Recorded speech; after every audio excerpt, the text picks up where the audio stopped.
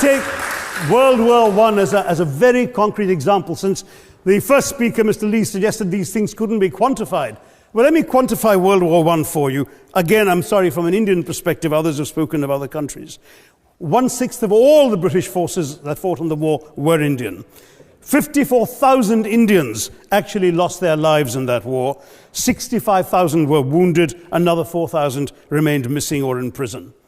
Indian taxpayers had to cough up £100 million in that time's money. India supplied 70 million rounds of ammunition, 600,000 rifles and machine guns, 42 million garments were stitched and sent out of India, and 1.3 million Indian personnel served in this war. I know all this because, of course, the commemoration of the centenary has just taken place.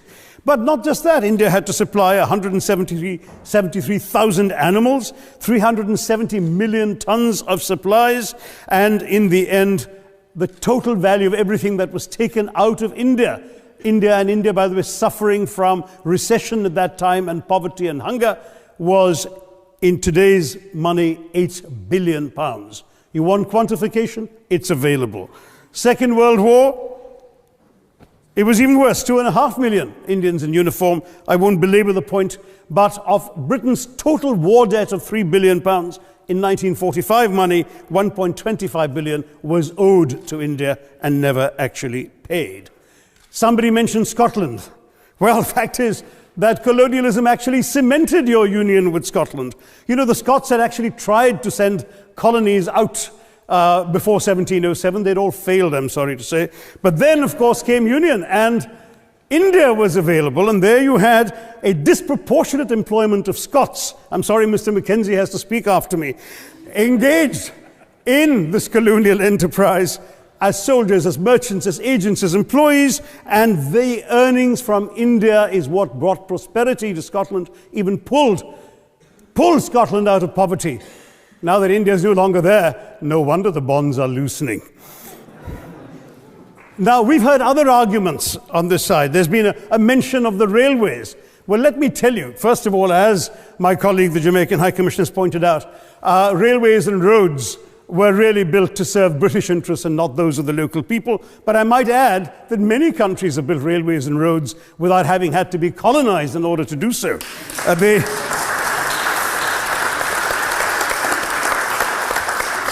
They were designed to carry raw materials from the hinterland into the ports to be shipped to Britain. And the fact is that the Indian or Jamaican or other colonial public, their needs were incidental.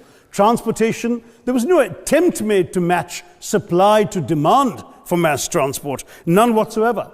Instead, in fact, the Indian railways were built with massive incentives offered by Britain to British investors, guaranteed out of Indian taxes paid by Indians, with the result that you actually had 1 mile of Indian railway costing twice what it cost to build the same mile in Canada or Australia, because there was so much money being paid in extravagant returns. Britain made all the profits, controlled the technology, supplied all the equipment, and absolutely all these benefits came as private enterprise, British private enterprise, at public risk, Indian public risk.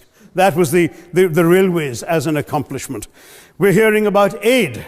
I think it was again Sir Richard Ottaway who mentioned British aid to India. Well, let me just point out that British aid to India is about 0.4% of India's GDP.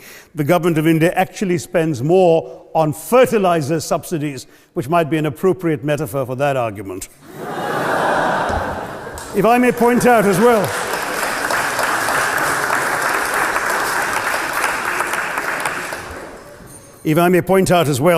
that as my fellow speakers from the proposition have pointed out, there have been incidents of racial violence, of loot, of massacres, of bloodshed, of transportation, in India's case, even of one of our last Mughal emperor. Yes, maybe today's Britons are not responsible for some of these depredations, but the same speakers have pointed with pride to their foreign aid. You're not responsible for the people starving in Somalia, but you give them aid. Surely the principle of reparations for the wrongs that have been done cannot be denied. It's been pointed out, for example, the dehumanization of Africans in the Caribbean, the massive psychological damage that has been done, the undermining of social traditions, of property rights, of the authority structures of these societies. all in the interests of British colonialism. And the fact remains that many of today's problems in these countries, including the persistence, in some cases the creation of racial and ethnic and religious tensions, were the direct result of the colonial experience. So there is a moral debt that needs to be paid. Someone challenged reparations elsewhere. Well, I'm sorry, Germany doesn't just give reparations to Israel. It also gave reparations to Poland. Perhaps some of the speakers here are too young to remember the dramatic picture of Chancellor Willy Brandt on his knees in the Warsaw Ghetto in 1970. And there are other examples. There is Italy's reparations to Libya. There's Japan's to Korea. Even Britain has paid reparations to the New Zealand Maoris. So it's not as if this is something unprecedented or unheard of that's going to somehow open some sort of nasty Pandora's box. No wonder Professor Lewis reminded us that he's from Texas. There's a wonderful expression in Texas that summarizes the arguments of the opposition: all hat and no cattle. Now, if I can just quickly look through the other notes I was scribbling while they were speaking, there was reference to democracy and rule of law. Let me say with the greatest possible respect, it's a bit rich to oppress, enslave, kill, torture, maim people for 200 years and then celebrate the fact that they're democratic at the end of it.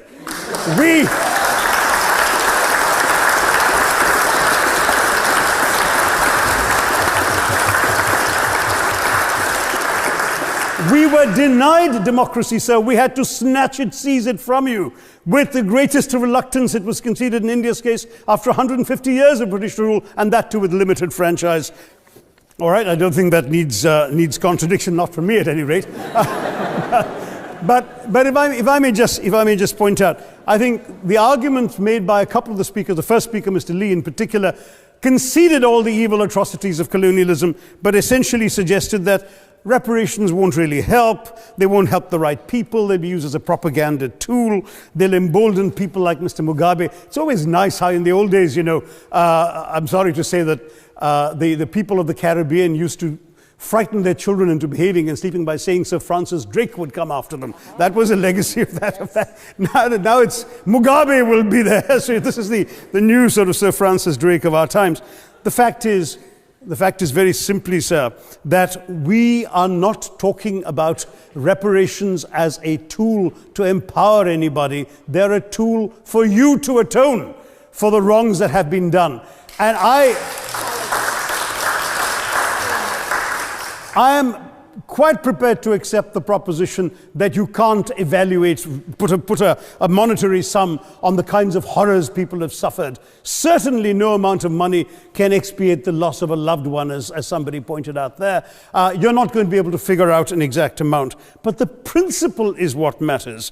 The fact is that to speak blithely of sacrifices on both sides, as an analogy was used here, a burglar comes into your house, ransacks the place, stubs his toe, and you say, well, there was a sacrifice on both sides. That, I'm sorry to say, is not an acceptable argument. The truth is that we are not arguing specifically that vast sums of money need to be paid. The proposition before this House is the principle of owing reparations, not the fine points of how much is owed, to whom it should be paid. The question is there a debt? Does Britain owe reparations? As far as I'm concerned, the ability to acknowledge a wrong that has been done, to simply say sorry, will go a far, far, far longer way than some percentage of GDP in the form of aid. What is required, it seems to me, is accepting the principle that reparations are owed. Personally, I'd be quite happy if it was £1 a year for the next 200 years after the last 200 years of Britain and India. Thank you very much, Madam President.